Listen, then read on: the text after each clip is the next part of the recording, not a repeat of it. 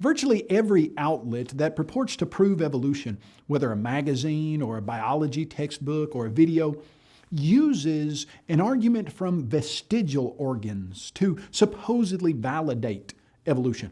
You see, the idea is that there are certain organs in the bodies of animals or humans that are leftovers from a time when, in a precursor organism, that organ was useful, but it no longer has a use in the modern organism. Even if there were hundreds of vestigial organs, that wouldn't prove evolution. Evolution needs organs to be getting better and adding functional design.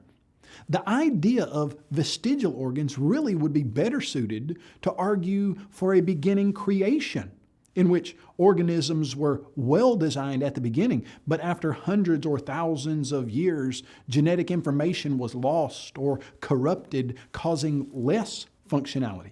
If the argument from vestigial organs proves anything, which it doesn't, it would prove the idea of an original, useful design by a creator. Vestigial organs certainly don't prove evolution, but let's look at some specific examples of supposed vestigial organs and see that there really is no such thing.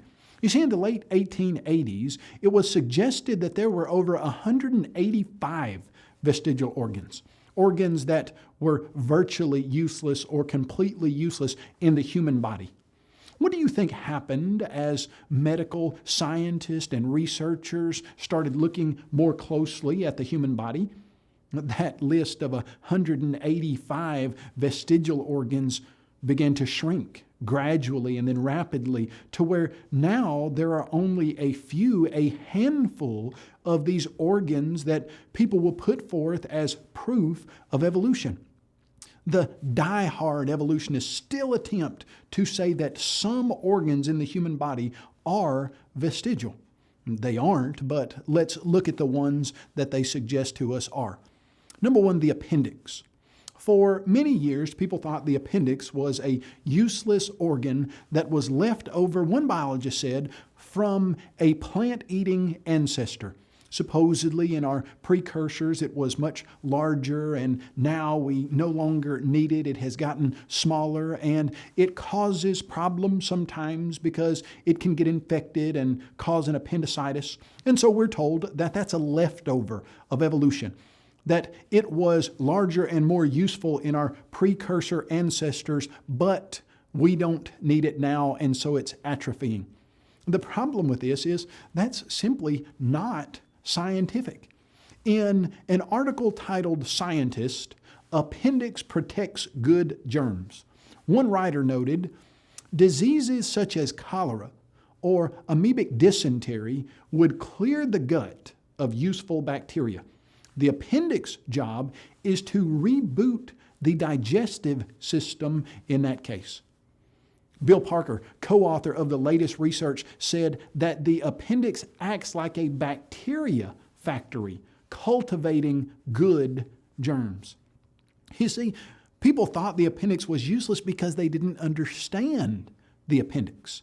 And now we see that there is a very real, very useful aspect to the appendix that shows that it certainly is not an evolutionary vestige of some former ancestor where it was useful. It's useful now. Second vestigial organ that we'd like to put forward, it's not really even an organ. It's the idea of junk DNA. You see, for many years, as scientists looked at the human genome, they thought that there were parts of the DNA molecule that were useless.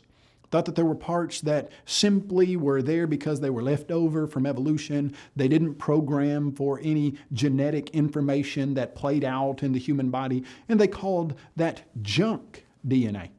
But what we've found out, as you probably understand, is that the term junk DNA is a misnomer.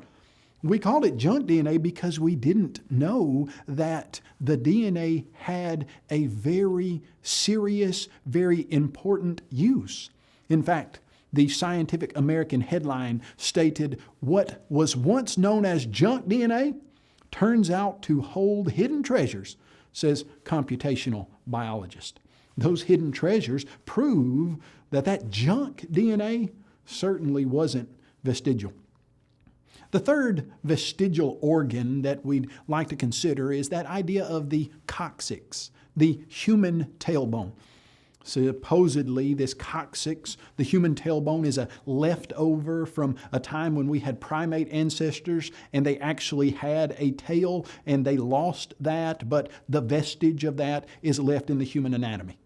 And the problem with that line of thinking is it's certainly not true at all. Type in the word coccyx in Google, and from Healthline is the coccyx serves as an attachment site for tendons, ligaments, and muscles. It also functions as an insertion point of some of the muscles of the pelvic floor.